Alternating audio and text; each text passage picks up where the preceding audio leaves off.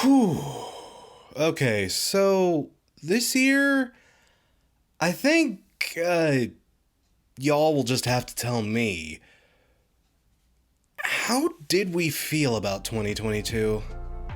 I mean, I feel like I'm coming from a weird place here because this year, I spent most of it recovering from burnouts, but in asking others about how the year sort of felt musically, I don't know, I feel like there isn't a strong consensus. I've heard good arguments for it being terrible and being great, and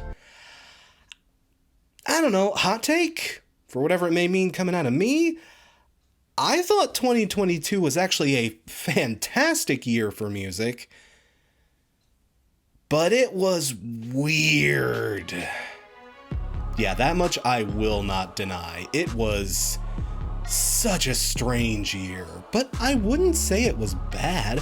There was so much good stuff this year. So much that I literally don't have room for everything I want to put on this list. So much so that in addition to my top 10 albums of 2022, that'll be Patreon exclusive and is currently available for folks to watch right now if you're on my Patreon.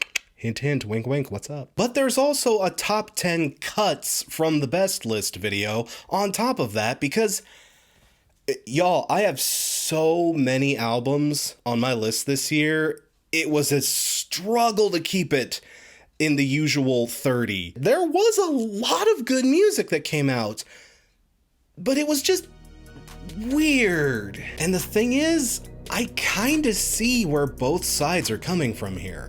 Because the year was good if you knew where to look. Like if you were paying attention to new artists or lurking in various undergrounds, or even if you were willing to listen to music that wasn't in English. I mean, you were likely eating pretty good this year, but if you were hanging your hat on some of the big players to produce good records. But if 2022 felt kinda disappointing to you, I totally see where that comes from. But again, it was just so weird what ended up being good and what ended up being I swear to God, my top 10 ehs video is probably going to be more controversial than my worsties list this year because, like, but there was still a lot of good stuff, a lot of great stuff even. It just might not have been from the folks you were expecting it to be. And like, this isn't me trying to flex and show my rate your music penis and be like, all my picks are underground, 10 listeners on Bandcamp, discovered on SoundCloud, I found them before everybody else did, that makes me cool, love me daddy! I mean, nah, I got plenty of basic bitch choices here. It's me we're talking about here. You know I got basic bitch choices. But you know, again, some of the major hitters you might expect to see on a best list, people that have shown up on other people's best lists even. Beyonce? Nope. Kendrick? Nope. Tegan and Sarah? Come on, Crash, you're the biggest Tegan and Sarah simp on the internet. We all know this is here, right? Not on this list, it ain't. I don't know, this is gonna be a weird list, but 2022 was a weird year, so let's commence the weirdness, shall we? Honorable mentions.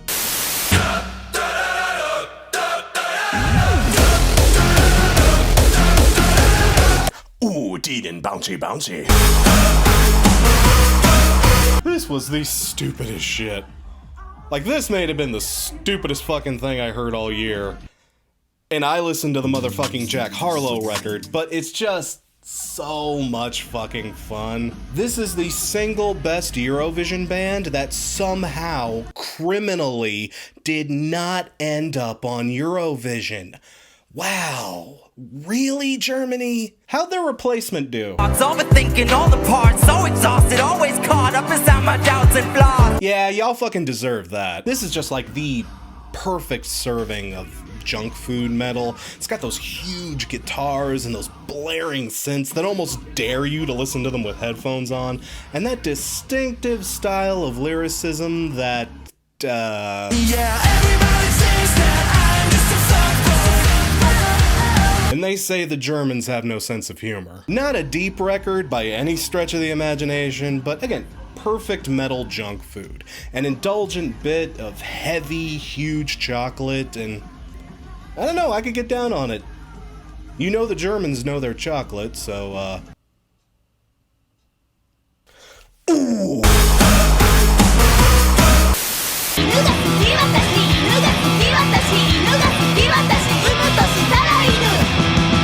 To put it in one phrase, mad gremlin energy. Fast, chaotic, and absolutely visceral J-punk that'll outright melt your speakers if you turn it up high enough. An absolute sugar rush that gets so fast in places it almost becomes like borderline grindcore?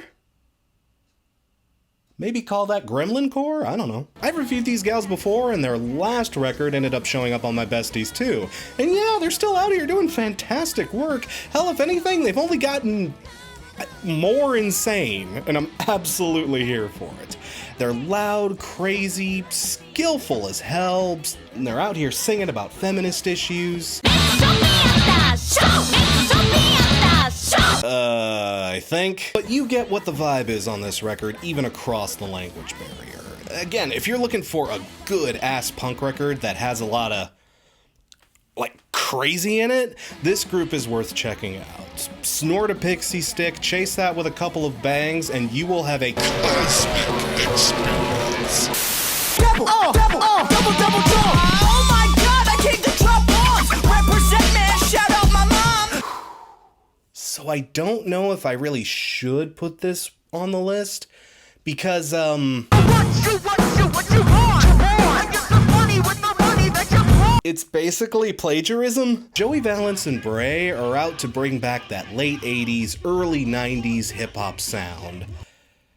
Or to just put more of a fine point on it, While I'm at it, I'm a clown like Nemo. Coming in hard and I better go harder. Clap for me, beat my applause. they're basically just a Beastie Boys clone. Yeah, if you're starting to get burnt out on like 80s and 90s nostalgia, I can see why this might not connect to some of y'all, but if you love that old Beastie sound, and I do love that old Beastie sound, man, this was a pleasant surprise. And they are really good at capturing that vibe too. Their lyricism is actually pretty good, at least for Step to me while you can. Back in third grade, scaled the monkey bars with no hand. what this is, and they have boatloads of charisma and energy to pull off that kind of sound effectively. Honest to God, they are absolutely worth seeing live if they come to your town or they head up a festival near you. This was a short but definitely satisfying little treat, and I am absolutely going to be paying attention to them in the future.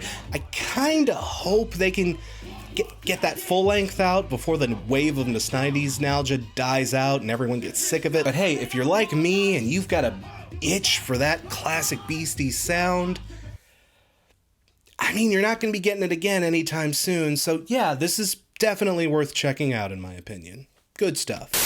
I don't remember leaving another Sunday afternoon. This isn't the chroma card, by the way. This is the legit record. Finally found a way to stop spoiling my picks. But actually, fun fact, this record was kind of a fluke discovery. I was listening to something else on Tidal. I don't even remember what it was. And when it finished up, it decided to randomly play a track from this album. A song specifically called, and let me just confirm this here, Dick Van Yikes. Other hits include Frankie Muniz, Don't Smoke No Mids, IKEA Strikes Back, and Super Saiyan Al Pacino. She got But yeah, outside of the gimmicks and silly song titles and stuff, this was actually a legit pleasant surprise. It's a blend of pop punk, ska, and emo, particularly that more adult problems themed emo in the vein of like, say, Wonder Years, Menzingers, or Spanish love songs. Like, this album reminded me a lot of Spanish love songs in all the right ways, but like, okay, imagine if Spanish love songs had a badass ska horn section, 2 vocalists, including a female lead singer, and buddy.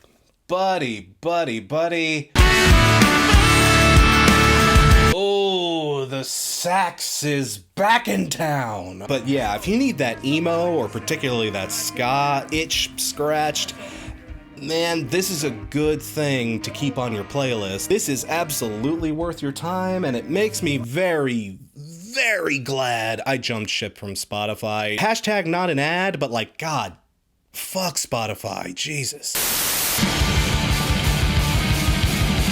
Concrete, comatose. Hey, a new off record. Nice. What happened was, we reached the moon. Well, okay, I guess I should say more than that, but y'all, what do you want me to say? It's Off. Off is, and always has been, very straightforward in their mission. It's fast, loud, 80s hardcore punk, and yeah, that's about all it's trying to be. It's that old school punk rock ethos, you know, get in, blow minds, get out. We booked 14 other bands for this gig tonight, and you guys only have a 10-minute set. Get that out quick, amigo. And while Off is a deliberate throwback, man, they've always been really, really good at it. It's the best kind of no-nonsense punk rock.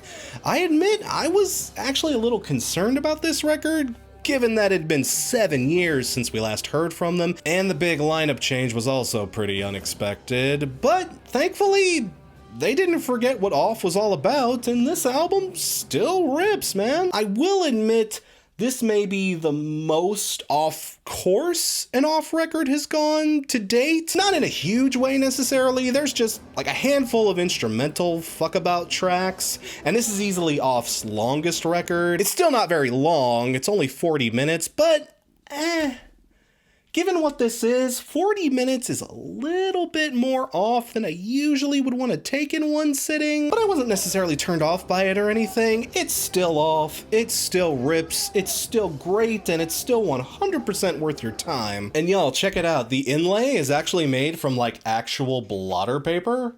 Like, check that out. Or at least I think it's just paper.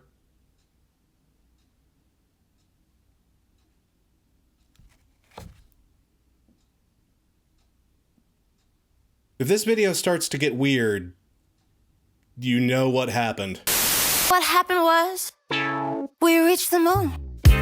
But lost in space, I think we got there all too soon. Oh, hey fam, how you doing?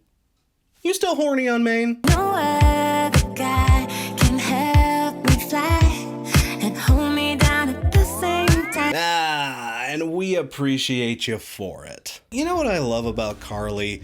She's just got gallons of charm, her voice is pleasant and warm, and she doesn't feel like she has an inauthentic bone in her entire body. Her music is so intensely fun and happy most of the time, but somehow she's able to avoid seeming like too sweet, you know what I mean? She's great at towing the line, you know, keeping the mood of the record absolutely balanced. She's sexy, but never too trashy. Sweet, but never too saccharine. Wholesome, but never too puritanical or chaste. Like, how does she keep doing it? She makes it look easy, man. And even when she does occasionally bring the mood down for tracks like Beach House or Go Find Yourself or whatever, she still maintains that genuine wholesomeness without seeming too dour or depressing. She's always able to swing things back around to having a good time. I mean, this record was great. My only real issue with it was that, I guess it's just kind of what I generally expect out of a Carly Rae Jepsen record at this point. There were plenty of good bops, but I can't say she necessarily reinvented the wheel or anything here, but that's also another thing I kind of like about her. She knows her vibes, she knows her strengths, and the production team on this one absolutely know how to bring those strengths out of her terrifically too. I mean, when I'm in a shitty mood, when I just feel like absolute garbage, I know Carly can put something on to help bring me back up and make me forget whatever bullshit I was thinking about. She is fantastic at that. This record was another brilliant example of that. And ma'am, thank you so much for being so delightfully down bad. We love you for it. Yo estoy puesto pa' ti, tú te me quitas. Diablo, que picaste la chamaquita. I'm kind of shocked to see this here too, honestly. I am no expert when it comes to reggaeton. I've even tried to review Bad Bunny in the past. I didn't mind it. Oh, it's some good stuff on it. Emphasis on tried. You know, the hype behind this one was pretty hard to escape. I mean, if you were on TikTok at all this year. I don't know why this trend took off, but I'm not complaining. But this was the record that finally made Bad Bunny click for me. It helps that the production is absolutely brilliant. The samples and beats are super polished, and I feel like Bunny's flow and presentation has gotten a lot more solid from his last few records. I can feel more purpose, more focus, and a much more coherent sort of vibe coming out of the guy. At least as coherent as, you know, the language barrier allows. You know, I do have to admit, after I looked up translations for some of these lyrics, I did feel less enthusiastic about it. But I think what ultimately made this album work for me was how Bad Bunny executes the mood. The title translates to A Summer Without You. And yeah, that's how this record feels. It uses a lot of bright, colorful, and punchy instrumentation. It feels like a summer jam record, but the lyrical and vocal deliveries sound much more sad and remorseful. It's like being at a kick-ass summer bash, but not being able to actually enjoy it because all you can think about is them. Even with a language barrier, I could still feel what Bunny was trying to convey on this album. This record did get a lot of hype in 2022, but I honestly feel like it was deserved. You know what's even stranger? This isn't even the only Spanish language album on my list. I told y'all 2022 was a weird year. Strap the fuck in. I don't give a goddamn! You know, during this weird, awful burnout period I've been going through, I gotta just confess, I have had a very hard time connecting to metal as of late. I don't know, maybe I'm getting old, maybe the burnout has gotten to me, maybe the genre has just gotten really stale over the past few years. Maybe multiple things can be true at once. I don't know, I'm just saying. But honestly, there weren't a lot of metal albums that connected to me in 2022. There aren't a lot of metal albums on this list, spoiler alert. But man, oh man, I am so happy that my boys delivered this year. Hell, I'd argue they came through with one of the best albums they've put out in a good long while. While I was warm to their original self-titled in 2022, I did eventually kind of fall off with it. The guys were a bit rusty from the hiatus, and the shakeup in drummers absolutely left its mark. But on this record, they finally feel like they're back to 100%. It's ferocious, fierce, the hooks and choruses are plentiful and extremely tight. Randy Blythe has absolutely rediscovered his scream on this one. Seriously, our man is cracking glass with some of these howls.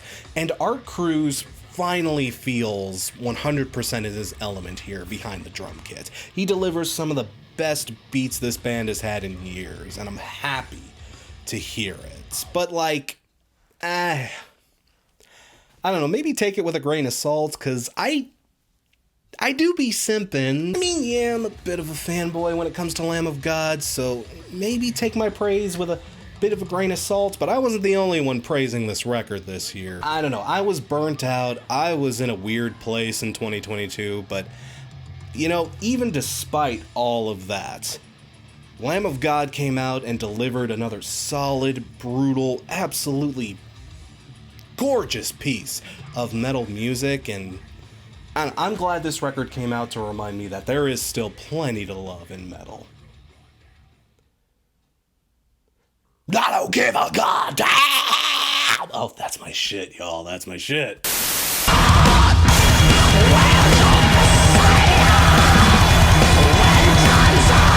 Whew. Again, it took a lot for a metal record to really get through to me in 2022. But again, y'all, Zeal and Ardor, they still got it.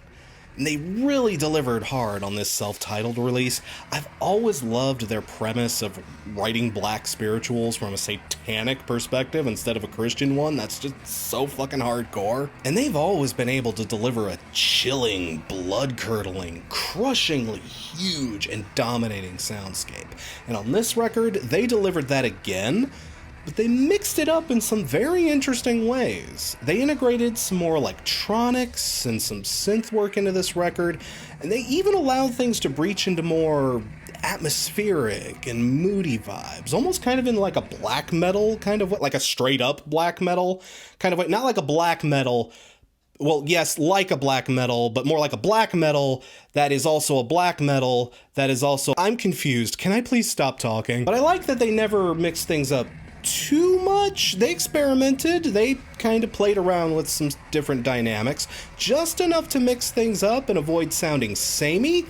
But they made sure that the overall general mood is still just heavy and relentless. This is still an intensely heavy record. That trademark wall of sound that this band creates is still there, and it is still poised to just collapse right on top of you. It's fucking great. I like that they were able to mix things up on this. They tried something new and they pulled it off. So that is a great sign that this project can evolve and grow if the folks involved ever want to try to think outside the box and maybe expand their sound a little. Or they could just break up like they've been threatening to do for like 5 years now. So I don't know, but for whatever it's worth, this was really, really good.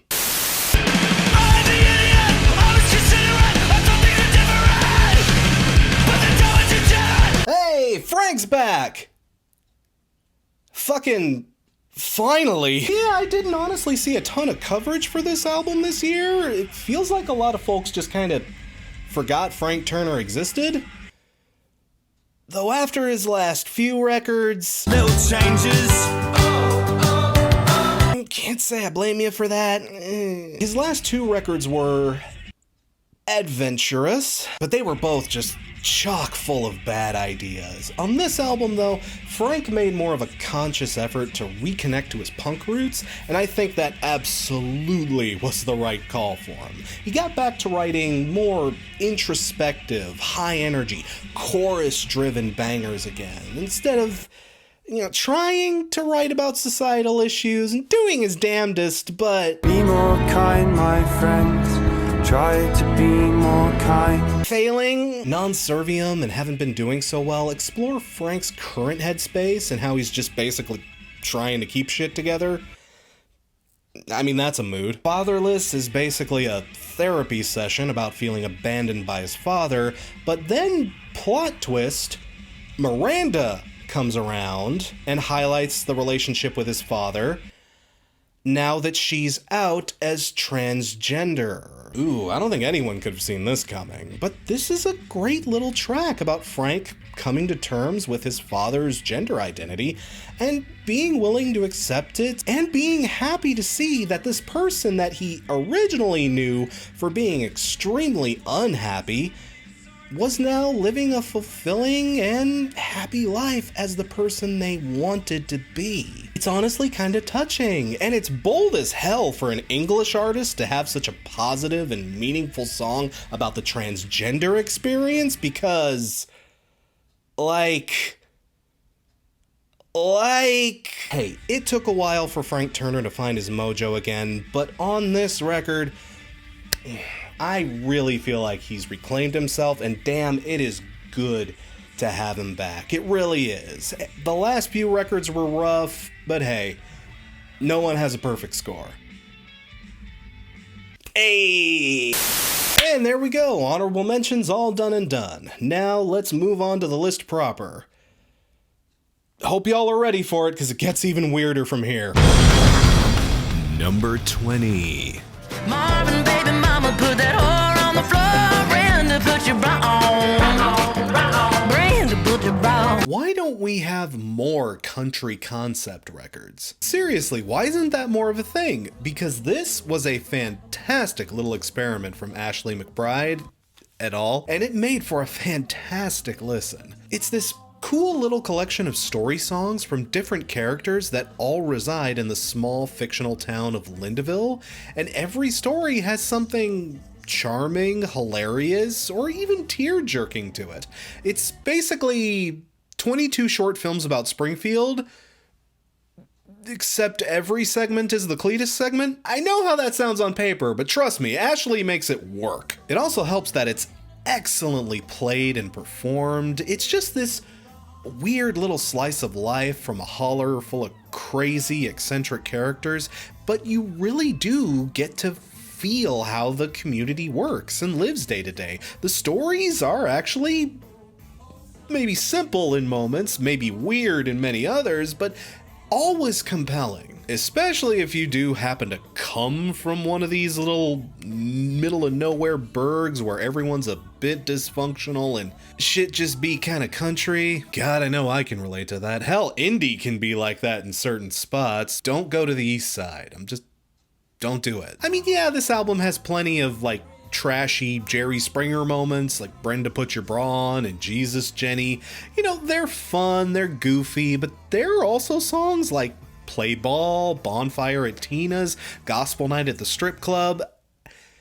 Yes, really, that honestly came out of nowhere and did a lot to humanize these characters and make their stories feel heartfelt and genuine. Again, we do not see enough country concept records, not since the great tragedy of Chris Gaines at least, but you know, in the right hands, it still can be done very, very effectively. And on this album, Ashley absolutely proved she has the right hands for the job. Number 19.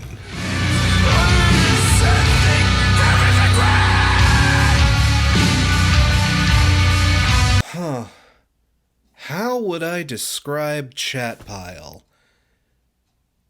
Hammers and grease! Hammers and grease! Hammers and grease! In an economy where goods and services are plentiful, it is morally reprehensible for homelessness to exist. I need heroin! I inject heroin into my penis to feel feelings because of capitalism! Capitalism is a clown penis fucking the shit out of Oklahoma City! Why is capitalism a clown penis fucking the shit out of Oklahoma City? Purple man! Ah! Like that, but like good. You know what I do genuinely love about this band though? They're a sludgy, doomy, heavy act that actually understands hooks and timing. When they get the fuck out and finish their damn songs, it's got that almost stoner metal sense of hugeness and gorgeously ominous production, heavy as fuck riffs and beats. This thing is just a domineering beast sonically, but also knows to respect your time and get the fuck out when the songs are basically over. It's weirdly tidy and tight in how chaotic it is. I'm just saying, there's a certain precision to their specific sound that is sorely missing from a lot of bands that ape a doomier style. Guitars and bass are thick and stomping, and their vocalist has this dog caught in a bear trap kind of yelp that under any other circumstance I feel like I'd hate, but against this sonic background, it just works too perfectly. The sound is brutal, the atmosphere is brutal, the vocals are brutal, and the lyrics are especially brutal, in both performance and substance. Topics about the cruelty of a society in which homelessness is entirely preventable but still allowed to run rampant, the struggles of addiction, the mass shooting epidemic that America cannot seem to stem the tide of, no matter how much worse it keeps getting, and of course the most brutal topic of all, what happens when a McDonald's mascot bogards your stash like a total little bitch? Fuck you, Purple Man! See, that is another strong appeal of this band. It's dark, often pitch black in its theming, but it still manages to sneak in just a little bit of self-awareness and even humor to it. Like, there are moments where this album, as dark as it gets, still had me kind of chuckling a bit. It really is a fine line to walk between genuinely clever and just snide and pretentious, but on this debut, I feel like they have definitely pulled it off. a wonderful, bold, experimental new style of doomy atmospheric metal. I don't know, the way I would put it, this band sounds like Proto-Martyr if they were begging to die, but that's a good thing. Number 18.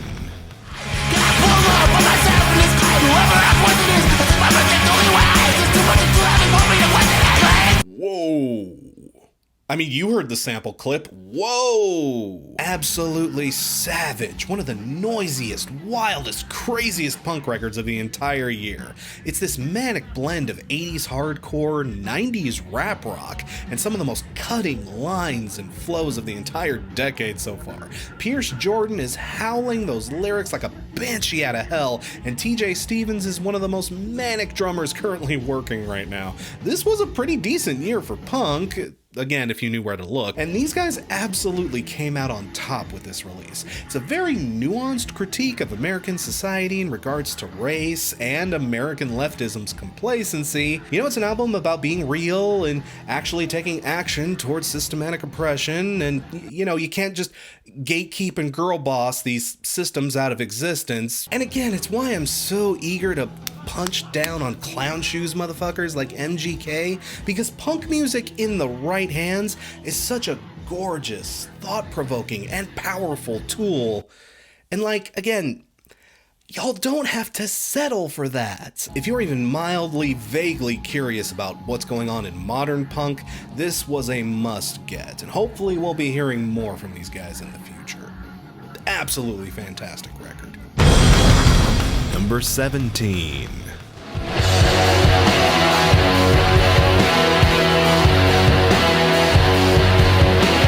Man, you have got to respect the balls on Alexis on Fire. Not only to come back after 13 years away, but to come back with something that is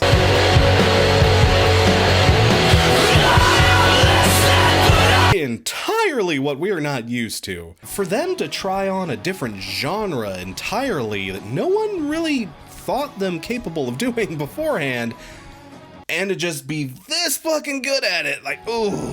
Y'all, I am convinced this band is untouchable. Like, imagine if any other screamcore scene or like scene adjacent band came back after a 13-year break to make psychedelic sludge metal? I'm just saying, Hawthorne Heights couldn't pull this shit off. They are legit good at it too. This is probably the hugest and heaviest record they've ever made. Sweet Dreams of Otherness and Dark Night of the Soul just stampede across your speakers and thunder down like a rainstorm. But then tracks like Sans Soleil bring in that more trippy, hypnotic, psychedelic vibe that lulls you into a trance and like... I mean, go look up clips of this band's previous material. I'll even show you some.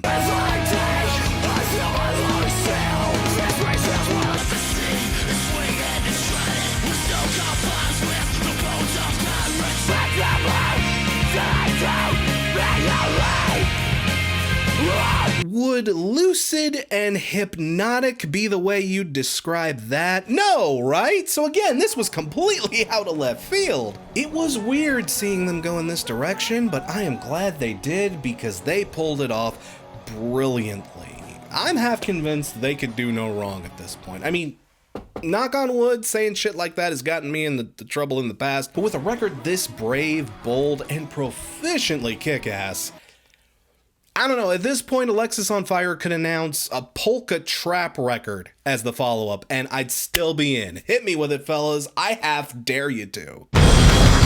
Number 16. Walking with my back to the sun, keep my head to the sky. Me against the world is me, myself, and I like daylight. You know, I've tried to get into Denzel Curry before, and like... he's one of those artists I don't actively dislike or anything, but he always seems to slip off of my brain space anytime I listen to him. I could never put my finger on exactly what it was, but with this album, I finally get it. On this record, Curry put aside a lot of his usual gimmicks and shtick and just kinda opened up and got real with us. I'm almost reminded of when Halsey dropped Manic a few years back and dropped that whole weird post-apocalyptic thing she was doing and just put out a record that said, all right, look, I'm bipolar, I'm heartbroken, I'm kind of a hot mess. Look, either dance along or deal with it. Fuck you, here's everything, wrangle it out. Yeah, G-Eazy really did suck that bad. And you know, in his own way, Denzel kinda did the same thing here. Without all the tertiary stuff, his raw talent had more opportunity to shine, and I found his lyricism much more compelling on this record. I feel like a lot of artists kind of went mask off and became much more real and genuine with us about where they were as people after the pandemic began to slow down a bit. Okay, not always to a positive degree, but this is the first album I've heard from Denzel where I feel like I actually understand who Denzel is, how he feels about the world, and how he's coping with things right now. It also helps that the record is wonderfully mixed and the beats and samples are perfect all the way to the very end. The whole album has this weirdly, serene and mellow kind of vibe. It almost sounds like score music from the 60s, or like spaghetti western music, you know? Which I mean, okay, no duh, but I really appreciated the concept behind that there. It was a terrific choice, and it gives him a wonderful backdrop of sounds and mood spaces to work with. He does magic with it. Stuff like Troubles, Zatoichi, Melt Session #1. You want to talk about an album opener. Melt Session whoa. It was tracks like this that finally made Denzel click for me. I'm sure it clicked for a lot of others this year, because the hype was real behind this one, but it was genuinely pretty damn good. If you somehow didn't catch this, absolutely give it a shot. Fucking bomber ass record. Number 15.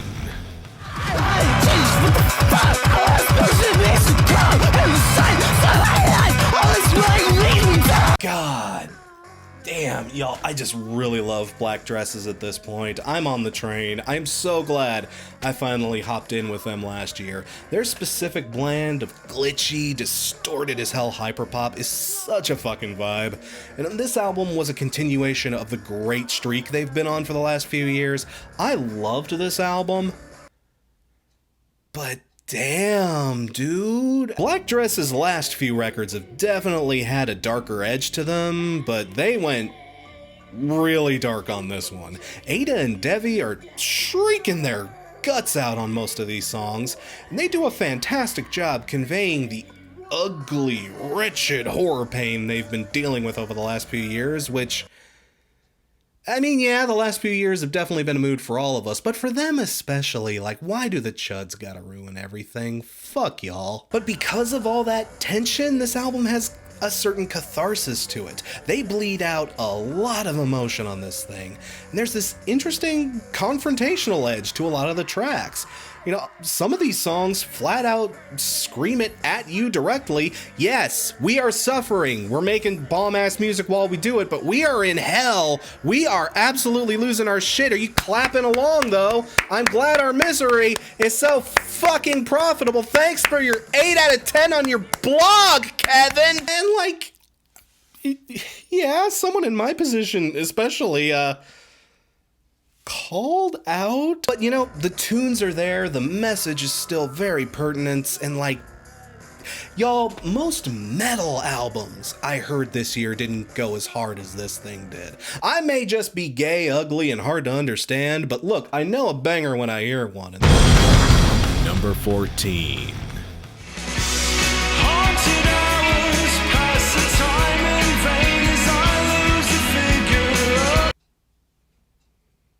Oh, I am gonna catch flack for this one. Okay, here's the thing, in case you don't know, with this band.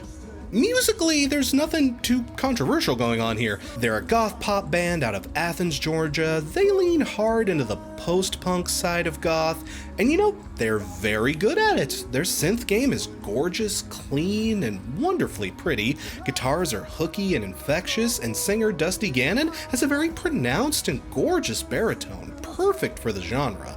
They're great songwriters, excellent performers, and they have an outstanding sense of charisma and stage presence to pull this kind of music off. They are very, very good at what they do. But, look, chances are good, if you have heard of this band, it probably isn't because of their music.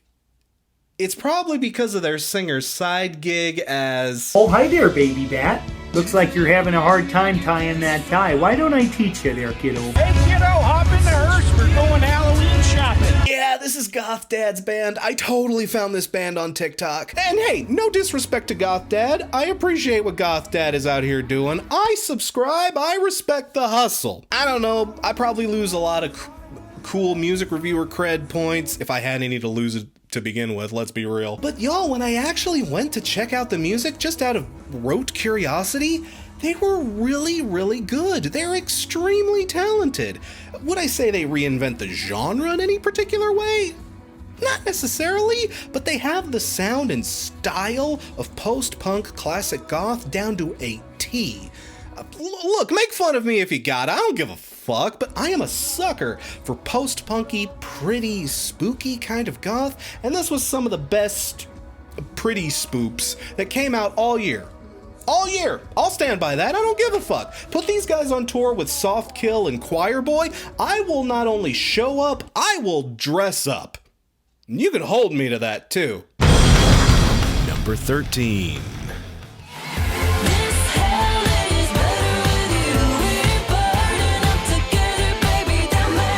Another fantastic outing by Rina. Great tunes, great songwriting, great performances.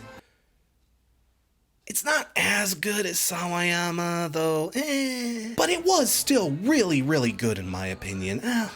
That's the thing. I was afraid this might happen, actually. Her previous album was just so good, like next level amazing. It was just gonna be hard to follow that up with anything, you know? But even if it's not, like, Sawayama good, this is still an extremely solid pop outing. This is not a sophomore slump at all. Trust me, it wouldn't be on this list if it were. Gorgeous, colorful, and unapologetically queer. It's another brash pop record with so much confidence and bravado. Send My Love to John is a heartbreaker about a mother coming to terms with her son's queerness. This Hell is a bold, if a bit pessimistic, pride anthem with some bitchin' guitar soloing, and Catch Me in the Air is a heartwarming and mind-numbingly infectious little bit of pop serotonin. That chorus, y'all.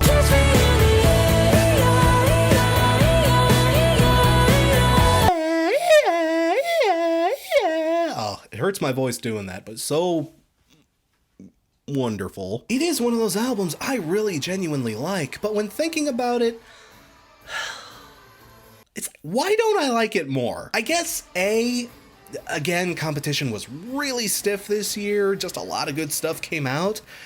But B, this album also does definitely lean much more pop. Like Sawayama was also a pop record, but it was so adventurous and all over the map in terms of genre, experimentation, and execution, it almost dared you to call it a pop record.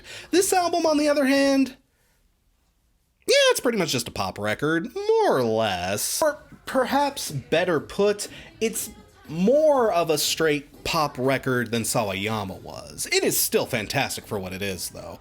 Rina just has so much raw talent, energy, and songwriting prowess, and she still deserves every minute of your time. It's a fantastic listen, and Rina still absolutely gets his top spot this year. I mean, if Rina's coming to the club, she's on the list, she gets past the velvet rope, you let her pass. Lotto, Tones, and I, back of the fucking line.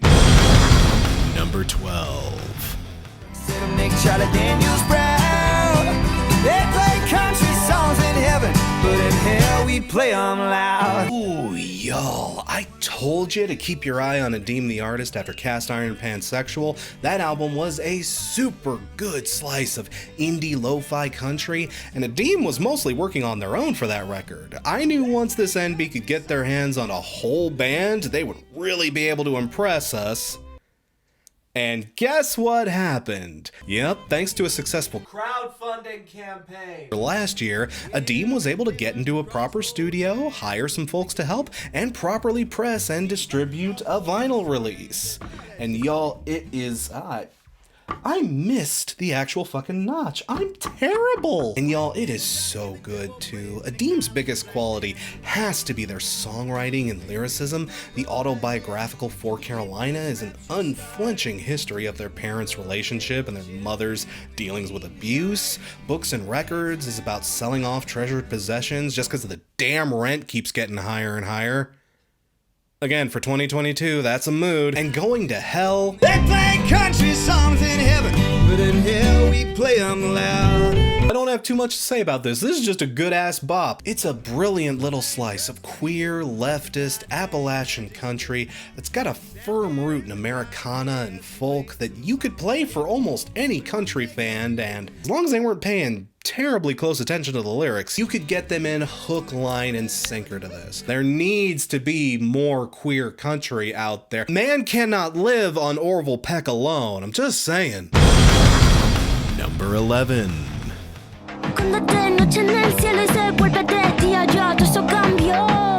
Cuando el caballo entra a Troya, tú te... Again, I have to admit the language barrier may be helping a bit with this one, but you know, this album was a gorgeous listen. The production and sheer sonic execution of it made up for any thing I couldn't make out via the Espanol. The way it bounces between reggaeton, hip-hop, R&B, and even these singer-songwriter-esque places, Rosalia showcases her range absolutely brilliantly on this thing. She is a downright fantastic singer with a crazy high range, and from what I've heard from other folks who are more familiar with her work, like, this isn't even her best record. But again, like with Bad Bunny, if I do have one complaint for this record, I'd say lyrics might not be her strong point. Again, I just can't help but feel like my stupid monolingual white boyness is carrying a lot of weight for this one. Honestly, I gotta admit, I just like this album a lot because it makes me brain go brrr. But looking up interviews and other coverage on this record suggests that Rosalia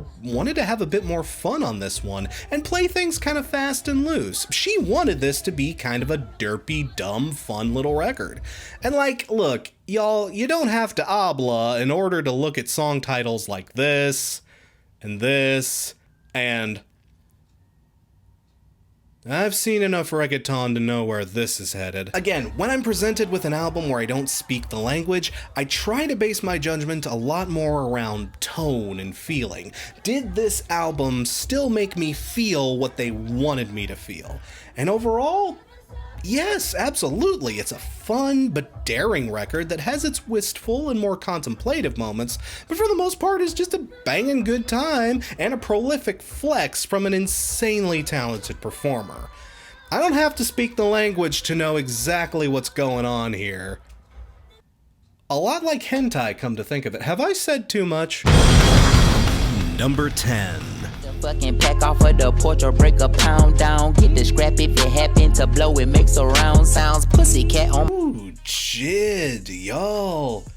Oh, I just caught up with Jid this year and I am impressed. The guy is supremely talented. His flows are choppy and staccato, but like purposeful and calculated, and he has range for days. The dude is just crazy proficient behind the mic. Everything from heavy hitters to sad, more ballad, more kind of wistful tunes. Like, man, he can just pull it off efficiently. And again, his flow and his word choice, God, everything is so perfect. Definitely one of the more technically skilled new rappers going out there at the moment. His lyricism is pretty good too. There are a lot of tracks that cover his family and his relationship to them since his career started taking off. Tracks like Brudnem and Sistanem. I apologize if I'm butchering that pronunciation. And I love how he uses like actual clips from his family telling stories about themselves to help cement the vibe of those tracks too. And the sheer infectiousness behind tracks like Crack Sandwich and Dance Now just absolutely gets stuck in your head. God, that hook from Dance Now. Dance Now. Dance. Dance Now. Dance. Okay, it looks like shit coming out of me, but he makes it work. I particularly like when his flow gets really rapid fire and crazy on stuff like Can't Punk Me and Surround Sound. I don't know, the dude is just all over the map with this release, and it is just genuinely impressive. I bet this shit kills at karaoke if you have the god tier level to pull it off. I do have to admit, I didn't like how a lot of the tracks had that schizophrenic way of breaking up into 2 or 3 more different pieces, like all at the same time on the same track. It could be a little overwhelming. There are more than a few tracks that go sicko mode, if you know what I mean. I'm just getting kind of sick of that trend. But outside of that, and like a few little hiccups here and there, I absolutely loved this thing. I was surprised at how often I found myself coming back to it. Dude is shooting up like a rocket right now. The hype is very real behind this guy, but make no mistake, he's got the chops to back it up. It's 100% earned, and the dude is just outstanding, you know? He's got that hamburger money now. You don't have to make a sandwich. Number 9. I confess, I'm a mess, I'm a dog, I'm a pest, I need help, I'm possessed, I need cess, I need cess. Wee! Trauma! Oh, fucking hell, Backwash. Out here doing it again. Just so damn good at dropping those rhymes and those beats that just fucking hurt. Her verses and her lyrics just ooze with that negative energy. On this album in particular, she absolutely captures the horror and terrifying existence of living under religious oppression, and her ability to capture the pure fucking darkness disguised as light. Oh god, the way she does it, like, it's hard to match, people. Plus, her beats and flows are extremely great on this outing. I loved the interspersing of like old Baptist sermons throughout some of the tracks. I guess I can't prove if they're Baptist or not. I don't know what denomination this is, but in listening back to a lot of it, The other group believes that this curse on women is simply a natural consequence of sin.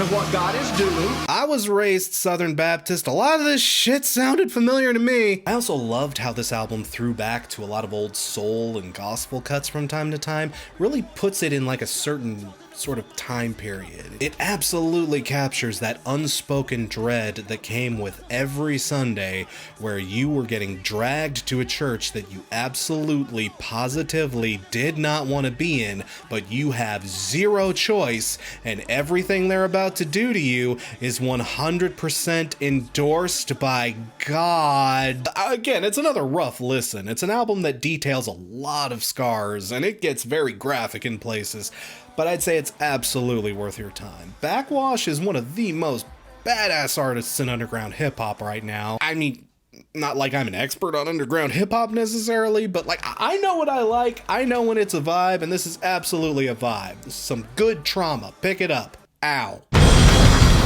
Number 8.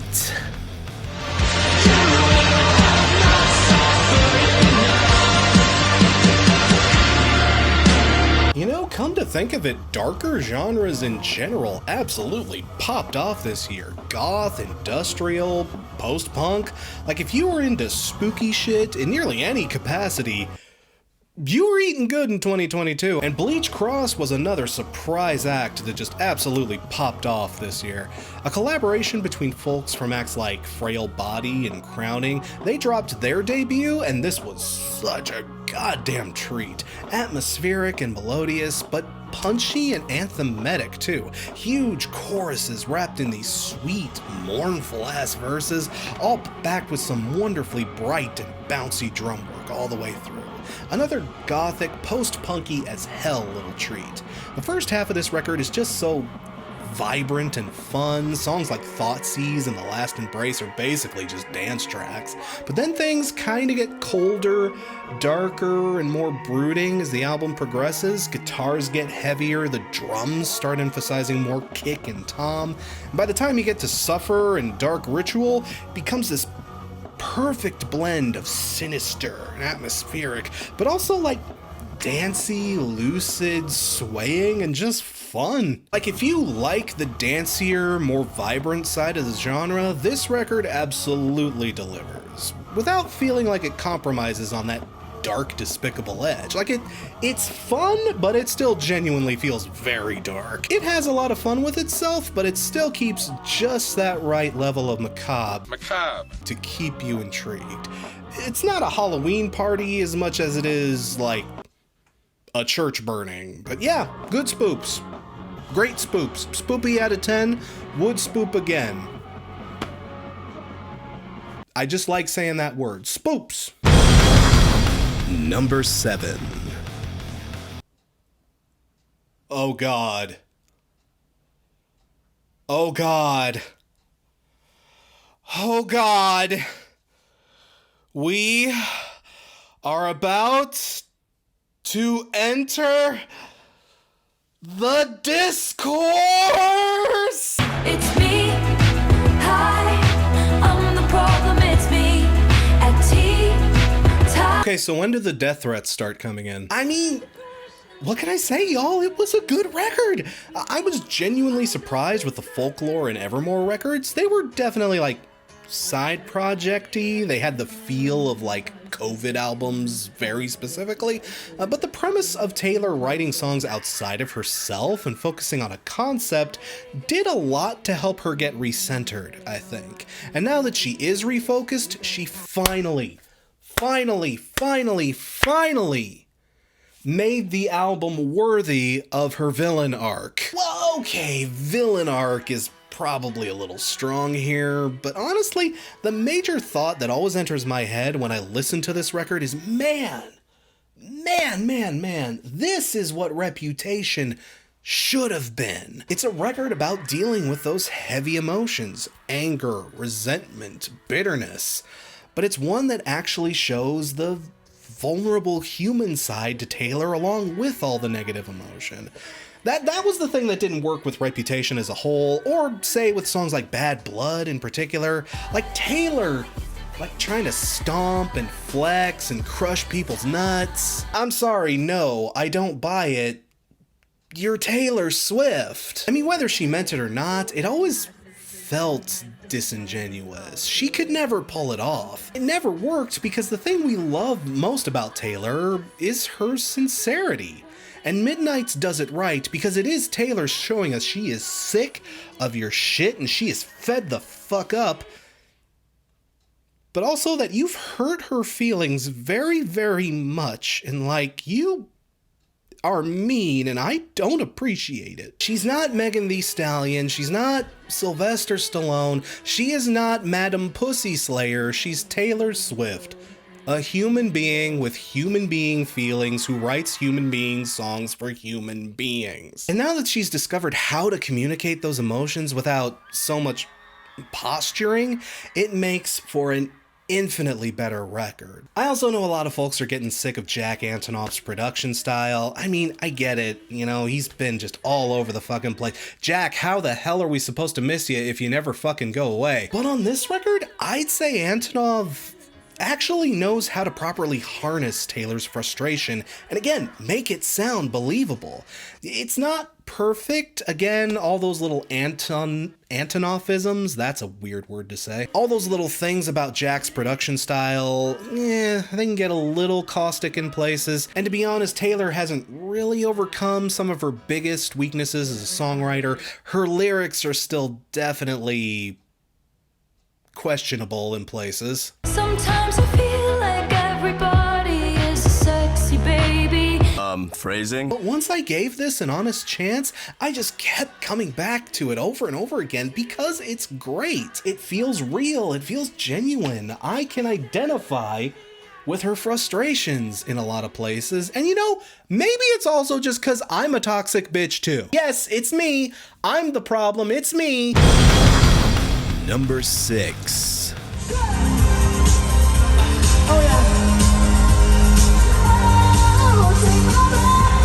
Whew, oh my goodness, man.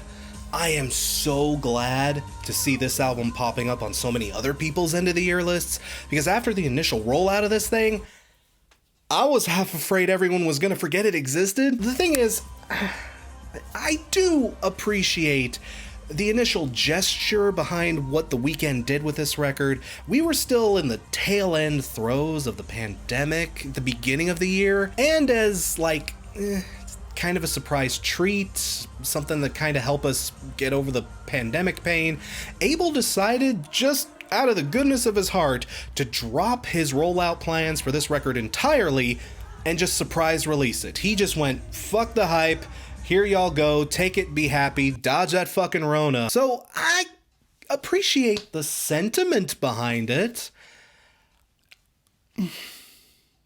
Y'all, this was a record that absolutely needed some hype behind it. It did. Oh, and I feel so dirty saying that too, especially as a critic. You know, I'm supposed to be Mr. Anti-hype. Hype is not important, but like, an album like this that has a mind-bending concept about death, purgatory, and the afterlife, not to mention a ton of wicked, out there, crazy features, and some of the most psychedelic, hypnotic, and mesmerizing production of the entire year? Again, I appreciate the sentiment, but it was a lot to take in all at once. And yeah, as a result, I can't help but feel like some folks absolutely slept on this one. But y'all, if you didn't give this one its due, or if you only spun it once during the year, you absolutely missed out. Stuff like Out of Time and its gorgeous city pop vibe, Take My Breath's 80s funk dramatics, Gasoline's spoken word, I wrap my hands around your neck, you love it when I always squeeze. Hotline Miami nightmare sequence. Again, this record is so out there, at least compared to what everything else that The Weeknd does, you know? No one was expecting a record like this from The fucking Weeknd. Were you expecting Starboy to get this heady on you? I just imagine the alternate timeline where we all were properly drip-fed this album and could take it in the way it was intended to be taken. If that had been the case, I could almost imagine people being feral over this record. It's so good. But because we got it all at once, it was just a little mind-blowing. And even I'll admit, this one took a bit of a sit before I really got it. But if you bounced off of this record, I cannot recommend enough. Give it another try. Seriously, this was gonna be my album of the year for so long. This held the top spot for so many months until the year really started picking up. And like, man, the stuff that beat this had to be insanely good in order to do so. This is an amazing record, and trust me, the Jim Carrey stuff, it makes sense in context. Number 5.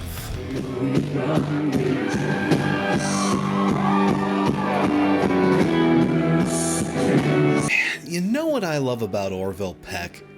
He's a country artist that actually gives a performance. He sings with his whole chest. He writes songs that feel grandiose and epic and showmanly. The man is being epic about country, and like, you know the genre has lost its way when this is the exception and not the rule. I mean, not to sound like everybody who complains about country, but you know, so much of country really is just these mom jeans looking motherfuckers mumbling about the girlfriends and wives they hate, barely strumming their guitars, and appropriating hip-hop trends for people who would call the police if they actually heard hip-hop in their neighborhood. But that's what I love about Orville Peck. He gets it. He is one of us queers, and us queers know better than to settle. The man's voice is absolutely golden. He sings like a fucking angel, and his instrumentation and arrangements are downright spellbinding, especially on this album.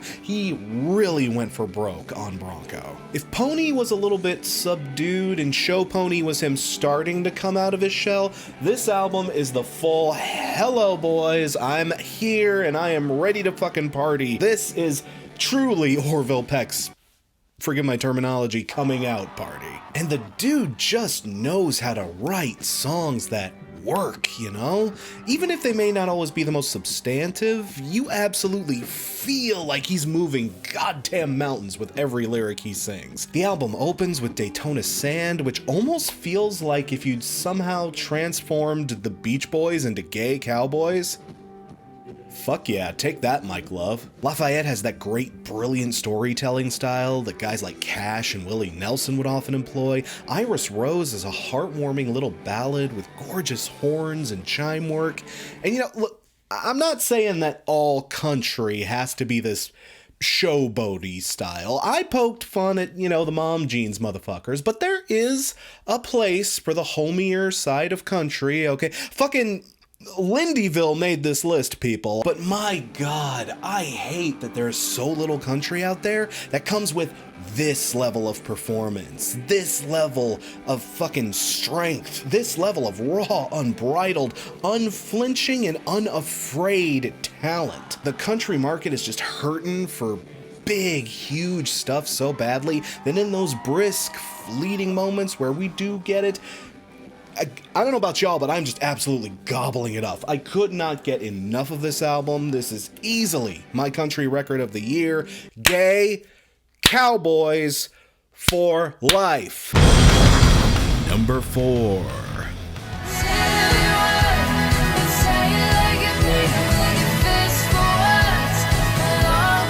You know what amazes me? The fact that such a brilliant, creatively explorative, and downright harrowing record like this could not only be an artist's debut full-length, but be like one of the most successful records of the year? Why does Obama like this? I mean, y'all really think about this. This record is a hard sell on paper, a soul-crushingly depressing look at Appalachia and the Christian conservative hellscape that's been fueled by organizations like the Promise Keepers and the Southern Baptist Convention for decades now, that centers on isolation, alienation, the cruel subjugation that women face under that system. It is an absolutely cold-blooded record that gives you little moments of hope, only for the protagonist that's been trying to escape those horrible societal bonds to get abducted and literally eaten by a sadist. Again, why does Barry like this? Hey, Michelle! Get in here, listen to this white girl scream. I absolutely loved this thing, but I am shocked that an album this fucking dark has gotten mainstream recognition. But honestly, I think that just speaks to how insanely talented Ethel Cain is. Her songcrafting is just that solid, and she has so much fucking range, y'all. She covers so many different genres on this thing. The classic rock of American Teenager becomes the outlaw folk of Thoroughfare, becomes the almost goth pop of Gibson Girl, becomes the literal screaming industrial noise hellscape of Ptolemaea and August Underground. Like, wow! Wow! I have to wonder what the people who walked into this album with only the knowledge of American Teenager had to think when they got to those last few tracks. What was going through their head when those moments finally hit? Walking into this album only knowing about American Teenager is like walking into Requiem for a Dream only having watched the first 15 minutes. Oh, this nice old lady's gonna be on television. I'm so happy for her. It's almost an album I have to recommend, like, with an asterisk, because Jesus God, this is 100% worth your time. It's something you should hear at least once, but it's so harrowing and just so dark and so legitimately scary in moments. Like,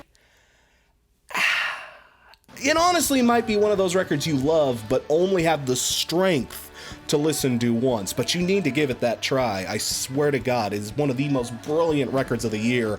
Obama, I fucking dare you to listen to the rest of this thing. I fucking dare you, Obama. Number 3. I always let the good ones go. You know, I absolutely adored this album in 2022. I could not stop spinning it. Why are y'all looking at me weird? Seriously, I can feel you through my camera giving me a weird look. Why are y'all...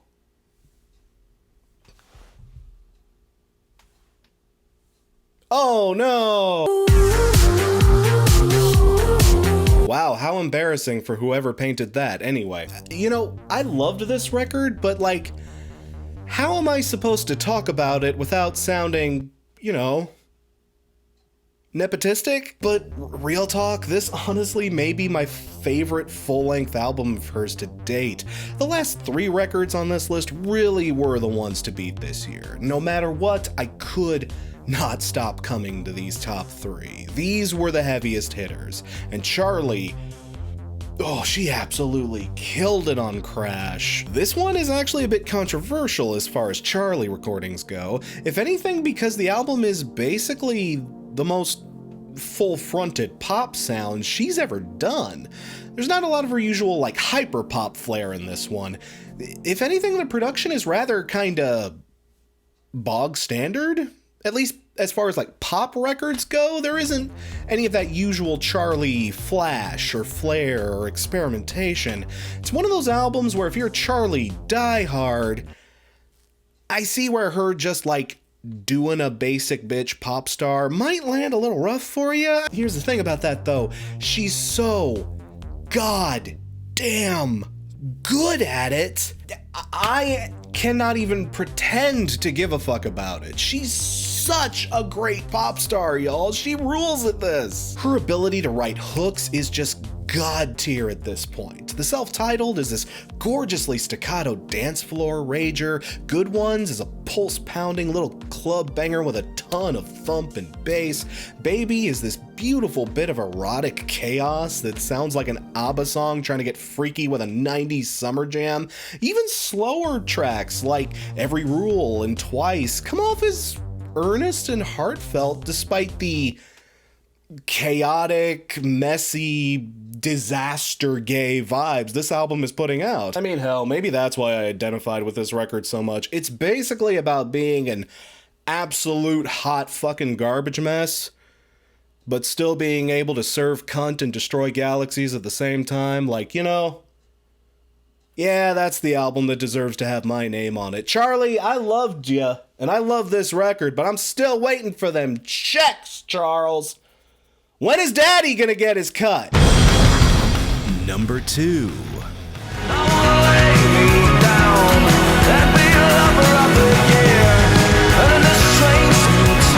Oh, god damn. Fuck. Do you see why this race was so close? Like, seriously, oh my goodness. This is easily the best pure rock record of the year. Hell, it may be a candidate for one of the best rock records of the decade so far. An absolute heart-wrencher, focused primarily on the passing of singer Dave, however you pronounce that, I'm sorry, I just don't want to fuck it up, his father, wrestling with his own feelings about him, the knowledge that he's gone and is never coming back, and discovering just who the man actually was now that he couldn't hide any of his secrets anymore. Whew. You know, this is a heavy record, an emotional record. I haven't lost a parent yet, but given how messy and just kind of complicated it all is, it's gotta be something akin to this. Maybe I should call my old man. The album isn't entirely structured around that, but that event influences every song on the record, and like, again, it's very emotionally intense. It's a very vulnerable and open record. And the instrumentation and production just, god damn, it's huge and beautiful. And the string work on this thing is some of the most gorgeous we've seen all year. I've seen a lot of folks compare this to U2, and you know, it does have that sort of Joshua Tree sense of splashing, chaotic, inescapable emotion, but then there are songs like Returner and the absolute heart-smashing Brothers that like, I feel the worst for the ones who love the ungrateful bastard I've become. I say this as a huge U2 fan and defender. U2 could never write a song this good, especially these days. Like, why y'all doing that? Stop that. I was beyond impressed. I had always heard about this band. I probably hit them up here and there, like a single or a toss-off song, you know, just in passing, but they never fully clicked, so I never checked them out. This is the first full record I've sat with them, and god, the sheer magnificence and heart in this thing, it's hard to ignore. This thing is majestic, beautiful, sweepingly gorgeous. And god, I needed that emotional connection to music this year. Just that music that could make me feel something this huge. You know, in a year where I couldn't take it farther if I strained any harder, a year where I strayed into darkness and stayed, This was an album that reminded me that music can be very, very magical. You know? Anyway, I'll tell the guys you said hello. Number 1.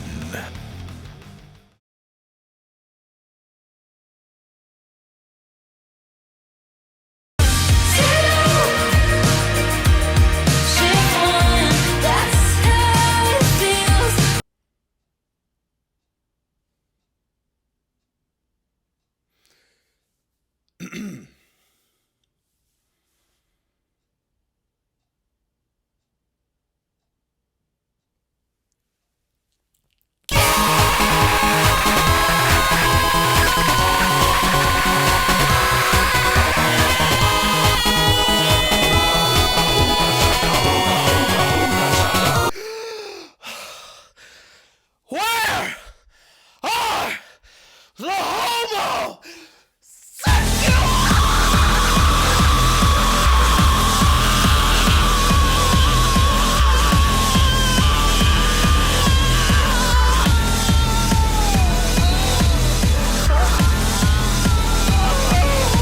Well, I like is gay. Y'all, I am so glad. Okay, I should probably change my shirt first, right? Y'all, I am thrilled to see folks in the critical and casual sphere finally hopping on board with Muna. I was one of the early folks out here championing them. I was so happy that not only were they able to punch back strong now that more eyes are focused on them, but they punched back with one of the most gorgeous, beautiful, pleasant, and unapologetically queer cheerfests of the entire year. Y'all, I needed a record like this one. Hell Saves the World was so damn good, it came this close to being Album of the Year in 2019. It didn't because A, that was also the year of A Boat on the Sea.